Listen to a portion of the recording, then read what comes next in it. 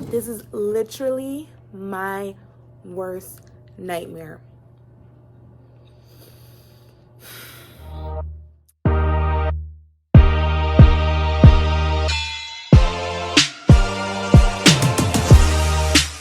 Good morning, YouTube. It's actually 3:22 and I'm on my way out because I can leave at 3:30. And you know why I'm on my way out? Because we're quarantined. If you're new here, hi, my name is Melanie and I'm a 7th year second grade teacher in a major city in Pennsylvania. And currently my classroom is quarantined, except I am not because I am vaccinated, so I can come back to the building. And it's been a while since I posted a video, mostly because this school year so far has been a hot mess. And it's not the kids. I expected what I'm getting from the kids. For them to have been virtual for the full 18 months, nothing about these kids are surprising me. But a lot of other things. But this isn't a rant video. I'm just saying I haven't picked up the camera because I haven't had the energy. I've been to school late. And then when I was like, whoa, why am I sacrificing my mental health and my time for nonsense? And so I decided that I'm going straight home as I can. I usually like 4:30. And I've been not doing a thing when I got home. I'm usually super sleepy, not even able to make dinner sometimes. Like, I'm super tired, but because I'm teaching virtually from my school, the kids are done at 12 and then do asynchronous work. And so I'm basically free for the rest of the afternoon, and I've gotten a lot done. I have a lot more energy, so I thought I'd pick up the camera and show you some of the things I plan to do next week. I didn't even tell you that date. Today is Wednesday, December 15th, 2021.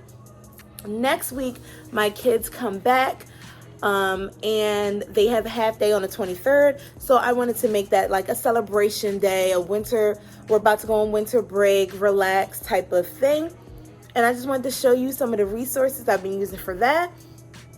And some other resources that I've been using that help me build my routine with my class, and that's helped me get through this school year.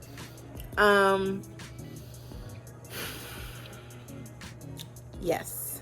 I wish I could show you my outfit. Let me try to show y'all my outfit because I'm really feeling myself today. Hold on, let me see.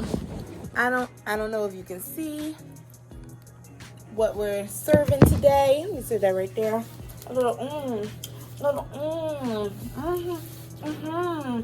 this is a skirt. It's super cute with like a little detail right there.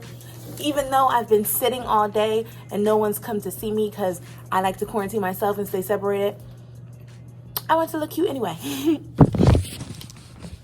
So let me show you the resources that I've been using and what I plan to do for next week. These are my classroom assistant's secret snowflake. She is virtual with the rest of my class, but she has some deliveries. I can't wait till she gets them. They're not for me. One, I have this worksheet, and the scholars get to cut out their gingerbread. And this is like their little hanger, and they can color it and make it. And if we don't get to this, I think this will be fun to send for home,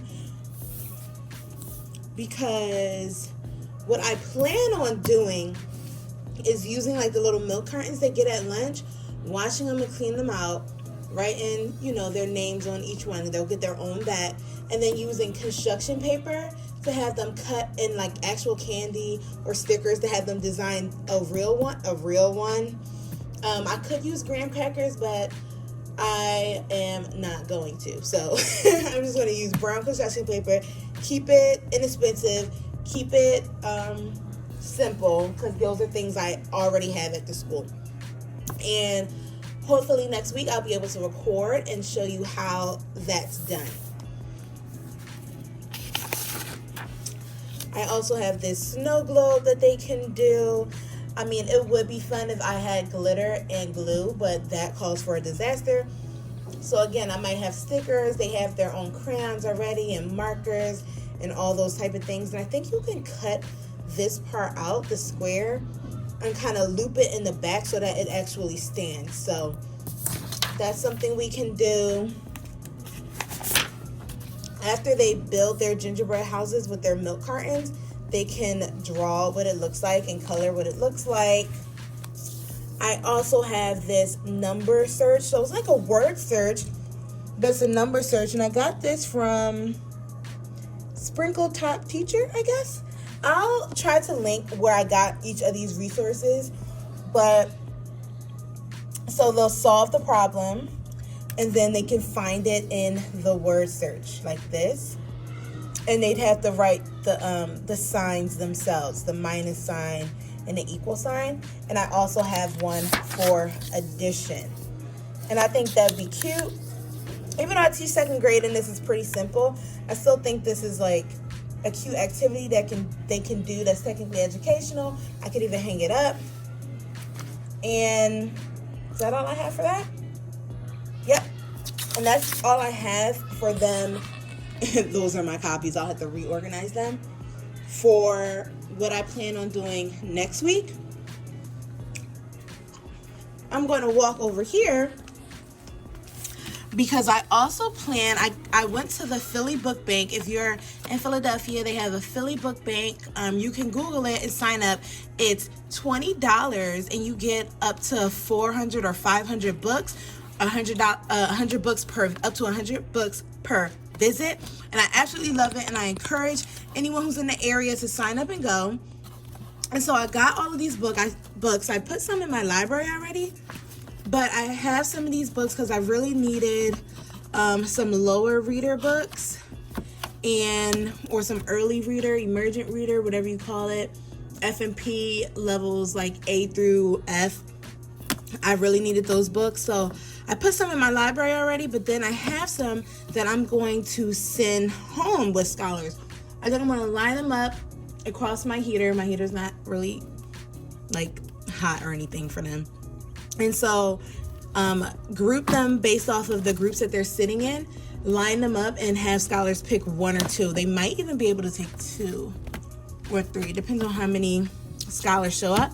And so that will be like their gift that I give them, something educational, because my kids don't have a lot of books at home. That's what I plan on doing next week. Some other things that just help me with my routines is I'll find like CVC worksheets like this.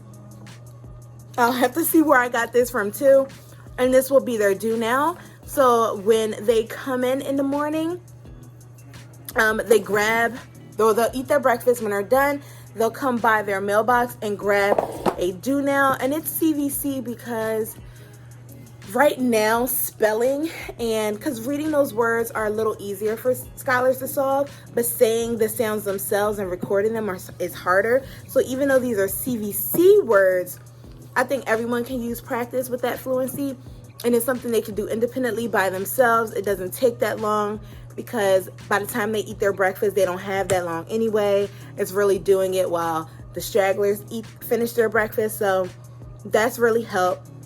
These mailboxes help a whole lot. Let me show you my mailbox. These mailboxes help a whole lot because as students are absent, and you can even see some papers in there now, as students are absent the next day, I don't have to have like an absent folder or an absent tub and them being responsible that way. It's already in their mailbox.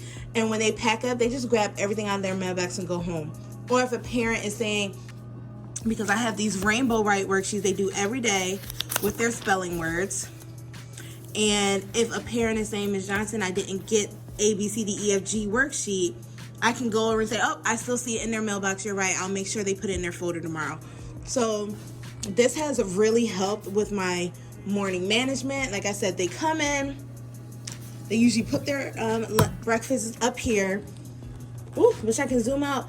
Put their things in their cubbies. Each cubby has a number. That's the scholar's number. They all have a number.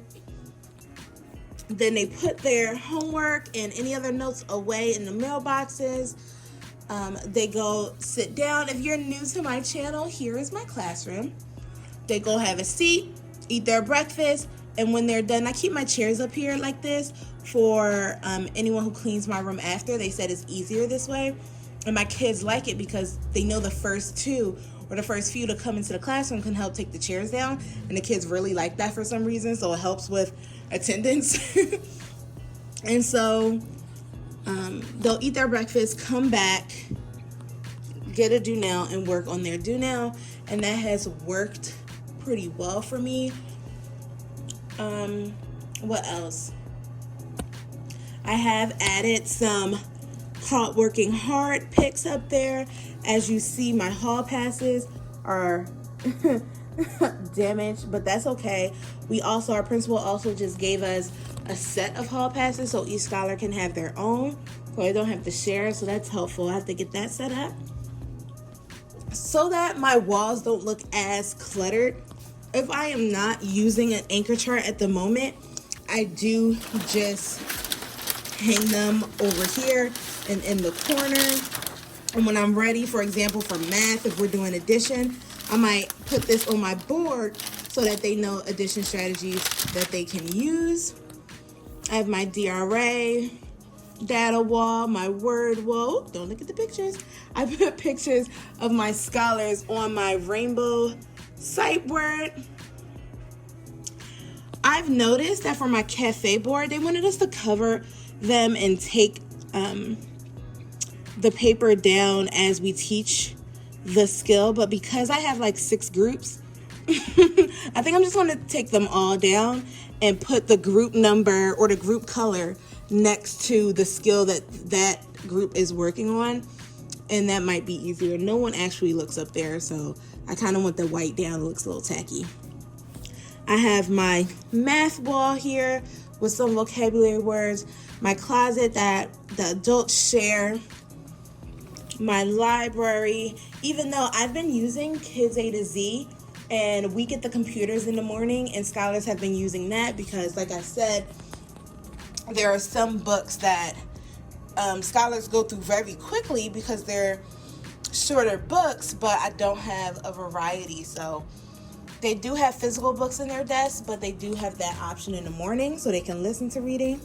This is all my junk, and this is where the magic happens. This has been very helpful too with organizing my materials that I'm not using for that week. And then back here, I've been using these task cards.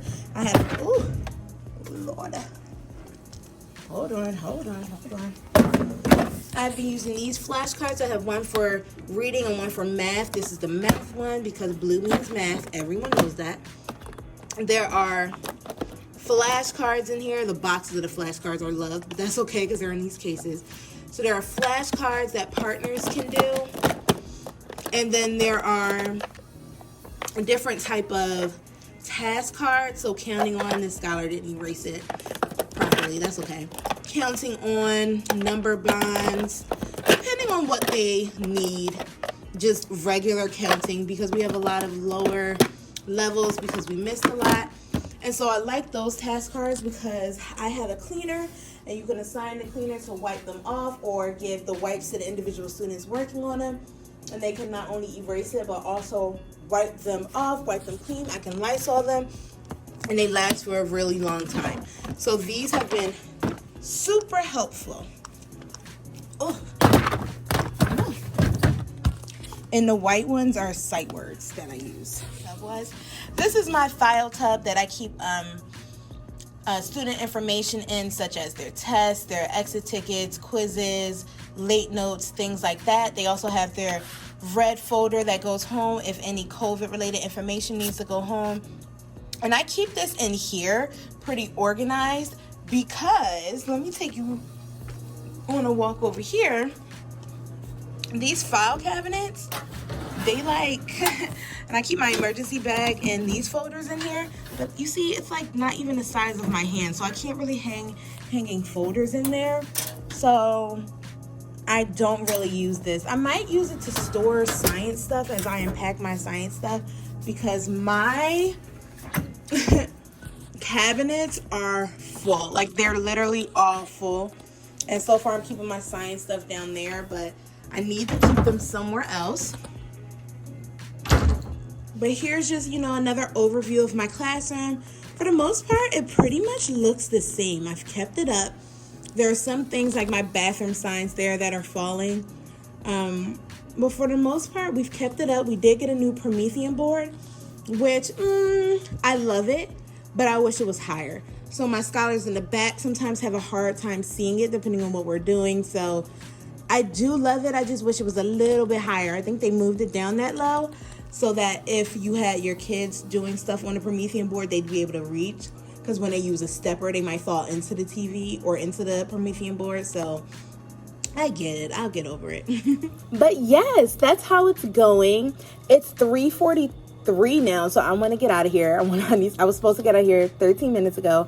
My words are starting to slur and not make sense because it's time to go home. But I really wanted to apologize for the delay. If anyone was like, what in the world were these videos? We were rooting for you. We were all rooting for you. It's just been really hectic, and I think I'm going to make another video about the struggles of teaching right now and teacher burnout in the first 2 quarters. So, but please keep supporting, keep liking, keep subscribing or staying subscribed. Subscribe. I really do appreciate it. I appreciate the support. I love looking at YouTube videos of other teachers because I love seeing, like, we are not alone in this. Everyone is dealing with similar struggles. It's not you. You're not losing your mind. It's literally the universe. I don't know, but stay with me. And if you did like this video, this update on what I'm doing so far in my classroom, and what's working, what I'm doing next week for Christmas or winter, sorry. If you have any suggestions on anything you'd like to see in terms of updates and how I do things in my school, maybe what curriculums we're using and how we're implementing them, just let me know down below. Please give this video a big thumbs up, and I will catch you in the next one.